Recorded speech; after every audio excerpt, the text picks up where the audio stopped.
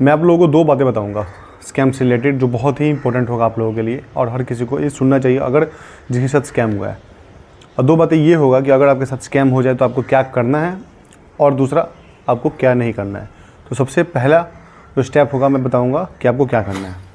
अगर आपके साथ कोई भी स्कैम होता है, कोई भी फ्रॉड होता है, चाहे वो किसी भी फील्ड से रिलेटेड हो, कैसा भी स्कैम हो, ठीक है, तो सबसे पहले बिना देर किए आपको 1930 पर कॉल करके अपना कंप्लेंट रजिस्टर करना है, या फिर आप ऑनलाइन करके पोर्टल पे, साइबर पोर्टल पर अपना कंप्लेंट रजिस्टर करा सकते हो, या फिर डायरेक्टली साइबर पुलिस स्टेशन जाकर अपना कंप्लेंट जो है रजिस्टर करा सकते हो। अगर आपका कंप्लेंट करने में देर हो गया, जैसे कि 48 घंटे से ज़्यादा हो गया, तो आपको 1930 पे कॉल करने के बाद कंप्लेंट रजिस्टर नहीं किया जाएगा, एक्सेप्टेबल नहीं होता है, तो आप ऑनलाइन कंप्लेंट कर सकते हो साइबर पोर्टल पे www.cybercrime.government.in पर आप जो है अपना कंप्लेंट रजिस्टर कर सकते हो। और जब भी हम कंप्लेंट रजिस्टर करते हैं तो कंप्लेंट रजिस्टर करने के बाद हमें हमारे नज़दीकी साइबर पुलिस स्टेशन ज़रूर जाना चाहिए और हमें जाकर वहाँ पर जो इन्वेस्टिगेशन ऑफिसर है उनसे ज़रूर मिलना चाहिए। क्यों मिलना चाहिए? क्या होता है, जब कभी भी हम कंप्लेंट करते हैं तो कंप्लेंट करने के बाद जो भी हम वहाँ पर ट्रांजेक्शन आईडी डालते हैं, अकाउंट के डिटेल्स देते हैं, तो हमारा कंप्लेंट रजिस्टर होने के बाद हमारे केस को हमारे नज़दीकी साइबर पुलिस स्टेशन ट्रांसफ़र कर दिया जाता है, जहाँ पर हमें एक इन्वेस्टिगेशन ऑफिसर प्रोवाइड किया जाता है जो हमारे केस को देखते हैं, सॉल्व करते हैं। और जब हम कंप्लेंट करते हैं, कंप्लेंट करने के बाद जो हमारा आगे का प्रोसेस होता है, इसमें हमारा अमाउंट होल्ड होता है, जो हम भेजे होते हैं स्कैमर को, उसको होल्ड कराती है पुलिस। तो जब भी आपका अमाउंट होल्ड होता है तो उसको फिर आगे का प्रोसेस में रिलीज करने का जो अथॉरिटी है, ये सब साइबर पुलिस ही देखती है, करती है। तो ये आपको करना है। अगर आपके साथ कोई भी स्कैम होता है तो सबसे पहला काम है ये आपको करना है। तो आपको बताऊंगा कि आपको क्या नहीं करना है। अगर आपके साथ कोई भी स्कैम होता है तो सबसे पहले क्या नहीं करना है वो ये है कि आप कभी भी देर मत करो। अगर आपके साथ कोई फ्रॉड होता है तो आप बिना देरी के कंप्लेंट करो।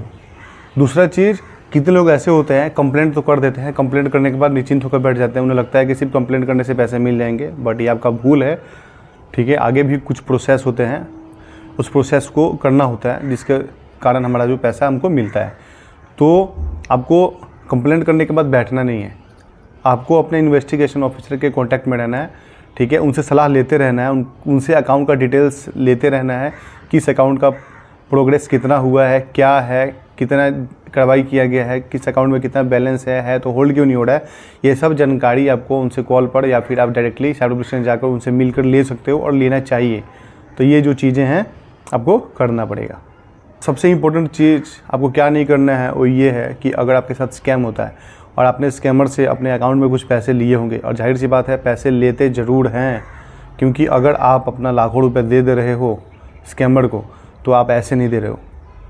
आपको स्कैमर बदले में पहले कुछ देता है, आपको लालच के तौर पे कुछ अमाउंट देता है कि आप और लालच आपके अंदर आए और आप और पैसे इन्वेस्ट करो और भरोसा बना रहे, और जितना पैसा मांगे उतना आप दे दो। तो इसलिए स्टार्टिंग में कुछ पैसे मिलते हैं। तो जिस अकाउंट में आपने स्कैमर से पैसे लिए हैं उस अकाउंट से किसी को भी पेमेंट नहीं करना है, चाहे वो आपका रिश्तेदार हो, चाहे आपका भाई बंधु हो, आपका दोस्त मित्र हो, किसी को भी नहीं करना है। मतलब कि उस अकाउंट से, जिस अकाउंट में आपने स्कैमर से पैसे लिए हैं, उस अकाउंट से किसी को पेमेंट नहीं करना है कुछ दिनों तक। अगर आपने कंप्लेंट रजिस्टर कर दिया है तो आप अपने उस अकाउंट से किसी को पेमेंट मत करो, ऑनलाइन किसी को नहीं करना है। उस अकाउंट में जो भी पैसे होंगे आप एटीएम के थ्रू निकाल लेना, क्योंकि जाहिर सी बात है कि आपके खिलाफ भी कंप्लेंट कर सकता है जो दूसरा विक्टिम होगा या वो जो स्कैमर होगा, और आपका अकाउंट भी फ्रीज हो सकता है। फिर आपके अकाउंट से जितने अकाउंट में पैसे जाएंगे उन सभी अकाउंट को साइबर पुलिस फ्रीज कर देगी। Number of layers account freeze होते हैं, तो ये बहुत बड़ा समस्या का कारण बन सकता है आप लोगों के लिए। इसलिए मैं आपको बोल रहा हूँ कि ये चीज़ नहीं करना है। अगर आपके साथ कोई भी फ्रॉड होता है और जो स्कैमर आपके अकाउंट में पैसा देता है तो उस पैसे को किसी के अकाउंट में नहीं भेजना है। आप ऑनलाइन कभी पेमेंट नहीं करोगे किसी के अकाउंट में, और आपके अकाउंट में जो पैसे होंगे एटीएम के थ्रू निकाल कर चैन को ब्रेक कर देना है, और कुछ महीनों तक या फिर कुछ दिनों तक उस अकाउंट से बिल्कुल भी पेमेंट नहीं करना है। जब आपको लग जाए कि हाँ मेरा अकाउंट सिक्योर है, सुरक्षित है, कोई फ्रीज नहीं लगा है, तो आप उस अकाउंट को कुछ दिनों के बाद यूज कर सकते हो। तो इस चीज़ को आप ध्यान रखना, क्योंकि एक स्कैम होना, फ्रॉड होना अलग चीज़ है। ये तो वो एक जस्ट प्रोबेबिलिटी हो गया कि जो आपके पास जो अमाउंट होता है वो अमाउंट आपके पास नहीं है, आपके हाथ से जा चुका है और ऐसे इंसान के पास जा चुका है जिसके बारे में आपको बिल्कुल भी नहीं पता।